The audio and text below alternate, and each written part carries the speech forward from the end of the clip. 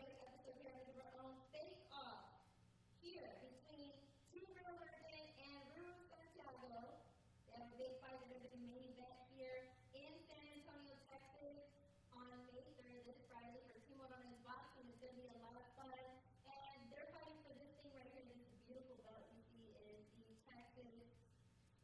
Texas State Championship, right? Heavyweight title. Heavyweight title. Heavyweight title. My goodness. See, I've had a long day. But this right here is up for grabs. There's no championship yet. So whoever wins is going to take the title. Are you guys excited for May 3rd? First of all, I don't think so. If you have to put the mic Good. A little hungry, but I'm good. hungry. Yeah, a little bit. Did you eat dinner? Not yet. I'm going to. Did you eat breakfast or lunch? Breakfast I did. No lunch. No lunch. Yeah. I'm starving. What are you planning to do for dinner? Hopefully Chipotle is still open. If not, then find something else. No, I actually just got Chipotle today from my house. That's I'm not trying to be hungry, but yeah. I don't have time to eat. A little jealous. I'm gonna try to get you out of here before 10 o'clock. That's it. Ruru, you ate. Where you at in life today? Where you at?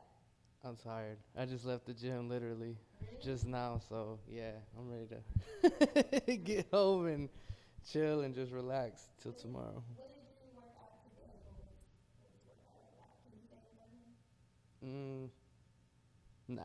What did you go to? Like your own gym? I train at Chato's Boxing Gym, Nice. And what's that?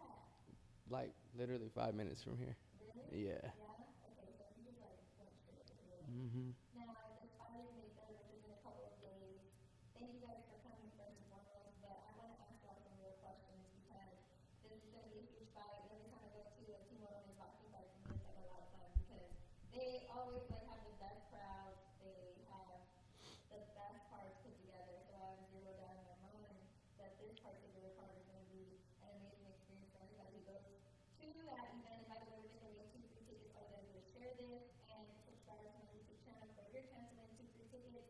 So I want to ask y'all, how prepared are you for this fight? Is it on Friday? Where are you at percentage-wise? Like 1 to 10, 20%, 90%, I mean, it'll almost sound cliche saying 100%, right? Because everybody wants to be 100, but realistically, 100%. I mean, at this point, being this close, a couple of days away, to not be at 100% would be definitely crazy, you know. So at 100% and ready to rock and roll. And is that 100% physically, mentally, emotionally? I mean, it's hard to get 100% in all of those areas. Is that encompass all of those areas? I think all around in total, definitely 100%. I mean, to break it down, I wouldn't even know what percentages, you know, but they're all high, they're all up there, ready to go. Just another day in the office. Between physically, mentally, and emotionally, what do you think would be the part of your training that you had to take a little bit more on to master the more execution basically, and why? I mean, honestly, just a quick little bio. So this is the first training camp where we actually haven't trained together, because he's usually one that helps me for fights and I help him for fights. This time, parting ways, we're actually fighting each other. So if anything was the battle, it was getting past the aspect of fighting a friend, you know. But I mean, people do it all the time in this sport, and that's just what it is. But that's been the biggest mental as far as that. But other than that, everything else lines up. Physical, conditioning. I mean, everything is there and ready to showcase. I can see where that would be hard because you have to mentally block that out. Yeah. That this person right across from you is your friend, and Brewer, I was going to ask you the exact same thing. Where on a percentage would you rank yourself as far as being ready when it comes to mental, physical, emotional? Where you at in regards to how you feel? I would say about the same, 100%. This is really, honestly, what we train to do. So how Tyrrell said, to come in not 100% is just crazy, because this is the business that we're in. So to come in 100% basically means you're not ready to fight. So, but we train to fight, so coming in 100%. How, which was the hardest part for you actually to master the same thing? Was it the mental thing, the physical thing, the emotional thing? What was the hardest thing for you to surpass as a pro, and why? He took my answer. I was gonna say what he said. Just the fact of having to block out the fact that he's a good friend of mine. That for the past 8-9 years we've been training together, working working each other's sparring, all types of stuff, same gym. So to put that aside and have to do what we got to do in this ugly business, it's just something you got to prepare yourself for. And it's a little tricky, but we're both professionals. We're both, there's no bad blood. It's just strictly business and something that we got to do. Is that what it's called, strictly business? Mm-hmm. Because of that reason? Exact reason. That's clever. So were y'all, you say y'all were friends. So, like, friends mean different things to different people. So, friends, as far as, like, y'all text each other, y'all hung out with each other, or just friends because y'all have trained together for so long? And do you guys, since y'all been friends for so long, I'm going to ask both y'all can answer both of you first and answer, and then, pitch it to you. How is it, what do y'all know each other as fighters? Because that also takes into accountability, like what he knows about you, what you know about him. How much do you think you know about him as a fighter? I mean, you would come in thinking you know a lot or enough, but I mean, especially changing cams. I mean, there's been a gym change, given the situation. So the Ruru I may have known or felt to known is more than likely a different Ruru, and and vice versa. So I mean, going into it, you would think that's the case, but in this situation, it just layers of how tricky this situation really is, honestly. Have you been watching his previous fights? Have you watched them? Honestly, I usually do, but or I usually watch fights, but this time around, no, I haven't got to check them out or scour the web and find anything. What made you not want to do that this time around? Honestly, I don't know. I guess it's just all in just doing something different right now, So I just wanted to really 100% focus on what it is that I bring to the table, and trying to increase those strengths and increase those weaknesses that I have, and put it all showcase come May 3rd. So May 3rd coming around the corner for you, same thing for you. How long do you think he's going to be performing on May 3rd? Do you have an idea or a sense of what you think he's going to bring to the table? I know he's gonna bring the best of what he has. He, like I said, I'm gonna say that I know him, but I know he comes to fight. And there's this saying that he says that it's main event energy. So with us being main event and the whole city coming out to see it, we both put on a show. We're the top 2 heavyweights in San Antonio. So he's gonna come to fight, and I'm preparing for that. He's like I said, he's a good friend, good dude. He's a good fighter. So I know I gotta be 100% in order to.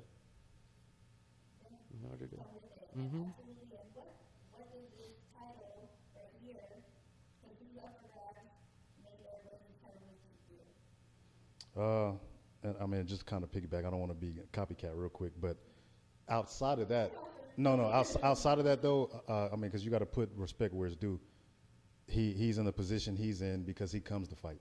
He's a exciting fighter. People know he comes in the middle of the ring. He's gonna throw punches, and his volume usually drowns people out. So that aspect, I know that I know that for sure. He's coming to fight as well. So, prepare the best for that.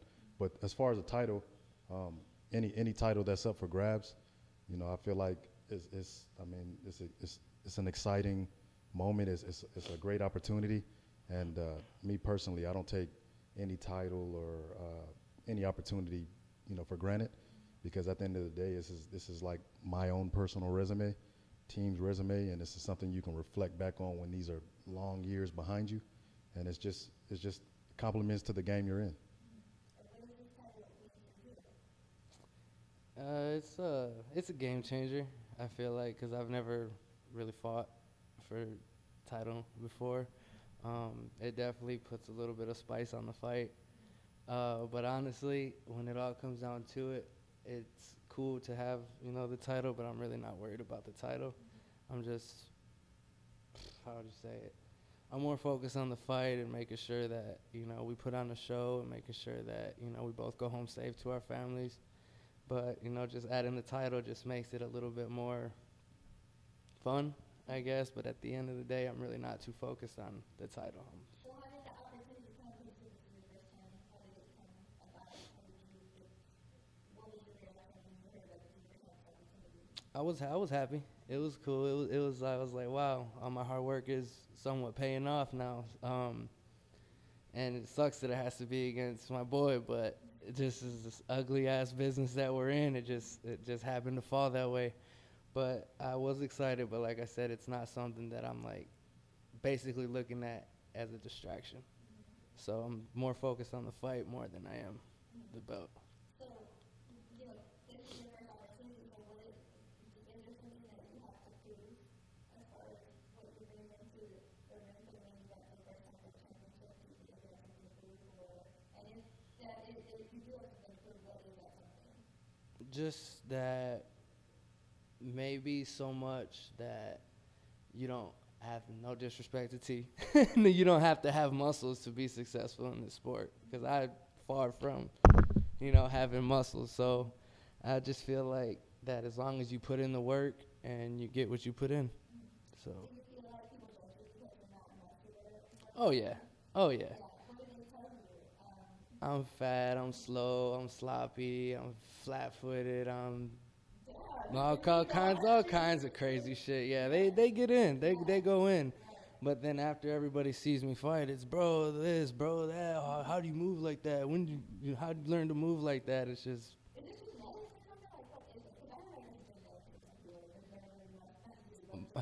They're muscular. Have you ever thought about, like, you know, that aspect of it or not?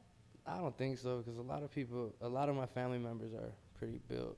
They're built pretty good. I'm just the one that I was the black sheep, I guess, of the family. Yeah. So you got lucky, that's like. Yeah. Well, that's cool.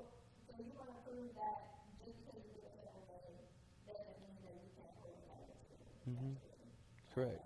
Because a lot of people think that people look by their cover. So I think that's great. Now, do you feel like you have something to prove as far as when you take it? What do you feel like you have? What statement would you like to make?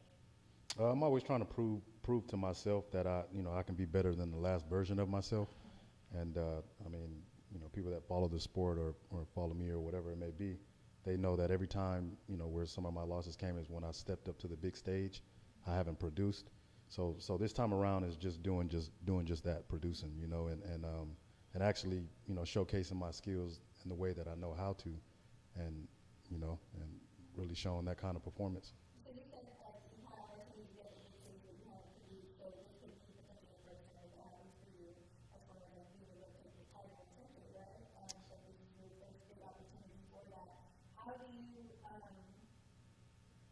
that change your mindset? Like you've had those opportunities before, they haven't, manifested for you. So when you go into like those things, how does that change you as far as your training is concerned and your mindset? I'm going against an undefeated fighter in Ruru, and like I say, I know, he comes to fight. One thing everybody knows about him, like he says, is he comes to fight, and he drowns people out. He throws punches, and so going into that in itself, just having the respect of what he brings to the table, being an undefeated fighter, it makes me have to be on my game that much more, and like I say, just put my best foot forward to let the chips fall where they may. And, as far as you being a bit more muscular, do you feel like that's an advantage too, like as a boxer, do you feel like, that's what, like being more muscular, is that also an advantage to him? No, in his case, no, for sure not. Like, and obviously, I'm not sure if you follow boxing like that, but Andy Ruiz, he changed the game as far as what it is to expect, and he beat a so-called, chiseled athlete in Anthony Joshua, but I feel like this sport of boxing, it's funny, man. Like in this small community, there's always there's always naysayers that's gonna talk about you one way or another.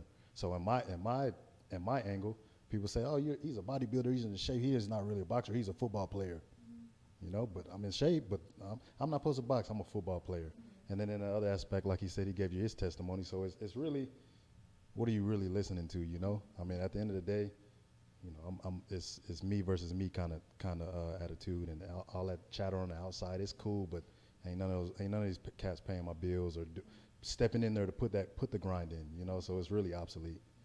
So, how do you keep that, last question for this, how do you guys keep that strategic mentality? Because you guys are obviously friends, and y'all have a lot in common as far as like the response that you say, you guys are such a big job. Are you ready for strictly business to be over? Are you ready to get back to your friends? Like, where are y'all at with y'all's relationship after it's over? Honestly, yeah, I'm ready for this shit to be over with. Like, there's been so much this stuff of hearsay and yeah, there's people trying to put words in her mouth and say this and that, and it's just I'm ready for, like, I've said it before. I've even told T, I was like, after this fight, I said, let's have some fun and let's go get something to eat afterwards. Like, there's no beef at all. Like, there's no animosity. There's no bad blood. Like I said before, it's just a ugly business that we're in. And, but yes, to answer your question, I am ready for this shit to be over with because I am hungry.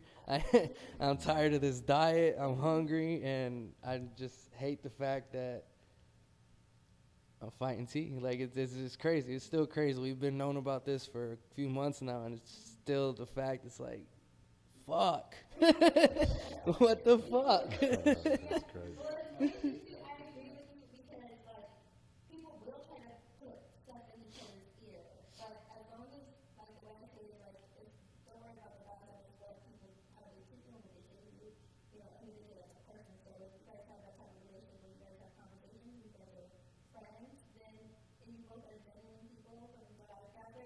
And that's all that matters. Like, you don't let anybody make us, when you have two good things, people don't try to take it apart. It was super excited. So, you want to make sure this fight doesn't happen again in the future. So, it's going to be a good exposure. Now, are you ready to get this over? Are you ready to have your own fight? Yeah, nah. So I mean, as far as I feel like even in this angle of fighting a friend, outside of that, if any fight you're ready to just get in there and get the job done, you know. So I feel like the drama on the outside where people are running their mouths, I guess, trying to stir up stuff or whatever it may be, and everything else that's circulating around it. Yeah, I'm ready for all that nonsense to be out the way, you know. And I mean, here in what 4 days, 3-4 days, however long it is, we're gonna do just that, you know. And I know we're sitting here and we're like you say, nonchalant and great energy and like I don't know what you said earlier, humble or whatever, but that's who I am, and I can say off of knowing him that's who he is. But don't get it twisted. When the bell rings, the two people you're talking to is going to be locked in on their craft, and the energy is different because in a twisted way, that's what the sport you know makes us do. That's what we're locked in. So I don't want it to be undersold. Yeah. In a sense, yeah, we got a job to do in a sense. Like I don't want it to be undersold. Like you know, we're gonna go in there and play patty cake. I'm saying he comes to fight, I come to fight, and we're both gonna fight. You know, and prior to that, there was a lot of mess talking in a previous one I had, and some way, and it was heated like crazy, and the fight didn't match up. So this one, there is no talking. But everybody knows around from the chatter I heard, everybody's excited. I'm going random place and they're like, man, you and Ruru fighting? I'm like, damn, who are you? Yeah, we're fighting, man. Trying to remember who would, you know, but everybody, you can tell the chatter around, everybody's excited, you know, and yeah, so, yeah.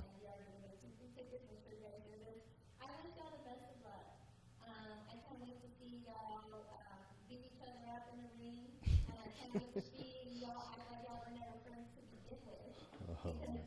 The title was on the line, so I'm excited to make it. And I wish you both the best of luck. May the best man win. No confuse. Thank you. Oh, where can they find you on social media? So they can, I'm on Tyrrell51 on Instagram and Tyrrell on Facebook. Okay. Yeah. And then where are you on social media? On Facebook, I'm on Ruru Santiago, and you can find me on Instagram on Ruru_Santiago. Also, we look forward to you guys want to follow them, give them a follow. Strictly Business is May 3rd at the TNB Boxing. The Texas Heavyweight title is on the line. Rudy Santiago versus Tyrrell Herndon. They are going to be duking it out. Get your tickets 210-449-5599 at the Scottish Rite Auditorium. TNB Boxing, another great show. We're looking forward to it.